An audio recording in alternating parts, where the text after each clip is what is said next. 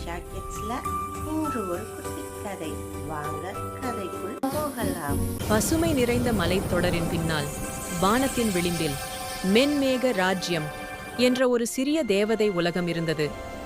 எல்லா கனவுகளும் இங்கே உருவாகி பூமிக்குச் சென்று புன்னகைகளை பரப்போம். இந்த ராஜ்யத்தில் லில்லி என்ற குட்டி தேவதை வாழ்ந்து வந்தாள். மற்ற தேவதைகளைப் போல நீண்ட சிறகுகள், ஒளி பறக்கும் மாயக்கம்பு இவைகளெல்லாம் அவளிடம் இல்லை. ஆனால் அவளிடம் இருந்தது ஒன்றுதான், நம்பிக்கையின் ஒளி. லில்லி தினமும் காலை எழுந்தவுடன் சிறிய தங்க நிற சிறகுகளை விரித்து மேகங்களின் மீது பறந்து விளையாடுவாள். நான் பெரிய தேவதையாக மாற வேண்டும் என்று மனம் நிறைந்த ஆசையுடன் வாழ்ந்தாள். ஆனால் ஒரு பிரச்சனை இருந்தது.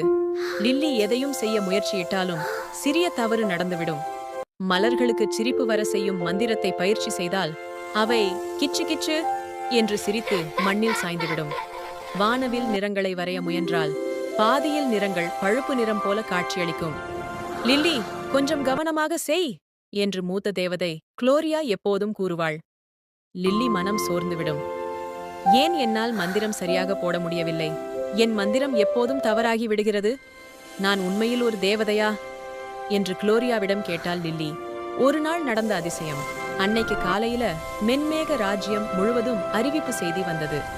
ராஜ்யத்திற்கு அனைத்து தேவதைகளும் வருமாறு ராஜா மந்திரியிடம் ஆணையிட்டார். அனைத்து தேவதைகளும் ராஜ்யத்திற்கு வந்தனர். இன்று பூமியில் ஒரு சிறிய குழந்தை சோகத்தில் இருக்கிறாள். அவளை மகிழ்விக்கும் புதிய தேவதை ஒருவர் செல்ல வேண்டும் என்று ராஜா கூறினார். எல்லா தேவதைகளும் சுற்றி நின்றனர். யாரை அனுப்பப் போகிறார் ராஜா என்று நினைத்தார்கள் தேவதைகள். அமைச்சர் கூறினார், அந்த குழந்தை தினமும் அழுகிறாளாம். அவள் சிரித்தால்தான் வானவில் உருவாகும். மிக முக்கியமான பணி இது. ராஜா சுற்றி பார்த்து ஒருவரை சுட்டிக்காட்டினார். லில்லி, இந்த பொறுப்பு நீ எடுத்துக்கொள்ள வேண்டும் என்று ராஜா கூறினார். லில்லி அதிர்ந்து போனாள். நானா? ஆனால் நான் எல்லாமே குழப்பம் செய்து விடுவேனே என்று கூறினாள். ராஜா புன்னகைத்தார். லில்லி, சில நேரங்களில் பெரிய மந்திரம் வேண்டும் என்று இல்லை, பெரும் மனம் மட்டும் போதும் என்று ராஜா கூறினார். அவள் குழப்பத்துடன் இருந்தாள்.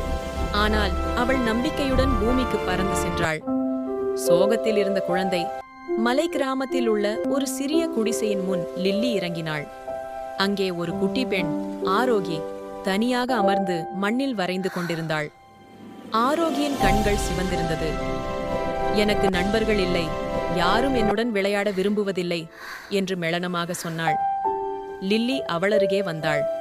ஆனால் தேவதை என்பதால் மனிதர்கள் நேரடியாக காண முடியாது. லில்லி சிந்தித்தாள். நான் என்ன செய்யலாம்? எனக்கு சக்தி வாய்ந்த மந்திரம் இல்லை. ஆனால் அவளுக்கு ஒரு நண்பன் வேண்டும் என்று நினைத்தாள். அதே நேரத்தில் லில்லியின் மந்திர கம்பு தானாக ஒளிர்ந்தது. லில்லி, நம்மால் முடிந்த அளவு முயற்சி செய்வோம். நகைச்சுவையான மந்திரங்கள். முதலில் லில்லி ஒரு சின்ன பறவையை அழைக்க மந்திரம் போட்டாள். ஆனால் பறவை வரும் பதிலாக ஒரு சின்ன பஞ்சு போன்ற மேகப்பட்டம் பறந்து வந்தது. அது பொப் பொப் என்று சிரிக்கும் சத்தம் போட்டது. ஆரோகி அதைக் கண்டு ஆச்சரியப்பட்டாள். ஆட், என்ன ஒரு கியூட் மேகப்பட்டம் இது என்று கூறினாள். பிறகு லில்லி ஒரு வானவில் வரைய முயன்றாள். ஆனால் வானவில் வளைந்து வராமல் நேராக சுற்றி கீழே விழுந்தது. ஆரோகி சிரித்துப் போனாள். ஹாஹா, இப்படிப்பட்ட வானவிலும் இருக்கா? லில்லி ஆச்சரியப்பட்டாள். அட, எனது தவறான மந்திரங்களால் தான் அவள் சிரிக்கிறாளா? இதயத்தை தொடும் தருணம். கடைசியாக லில்லி ஆரோகிக்கு தெரியாத குரலில் கிசுகிசுத்தாள். நீயே ஒரு மந்திர குழந்தை ஆரோகி, உன் சிரிப்பு உலகத்தையே அழகாக்கும். ஆரோகி ஆழமாக மூச்சை விட்டாள். அவள் மனம் இலகுவானது. மேகப்பட்டத்தை அணைத்தாள். வானவில் சுயமாக மேலே சென்று வானில் நிறங்கள் பிரகாசம் பரவியது. அந்த சிரிப்பு வானத்தை தொட்டு மென்மேக ராஜ்யத்தில் ஒரு ஒளி பரவியது. ராஜா மகிழ்ச்சியில் கூறினார், லில்லி வெற்றி மிக பெரிய மந்திரத்தை பயன்படுத்தாமல் ஒரு குழந்தையின் மனதை வென்றுவிட்டாள். மீண்டும் ராஜ்யத்திற்கு செல்லும் லில்லி.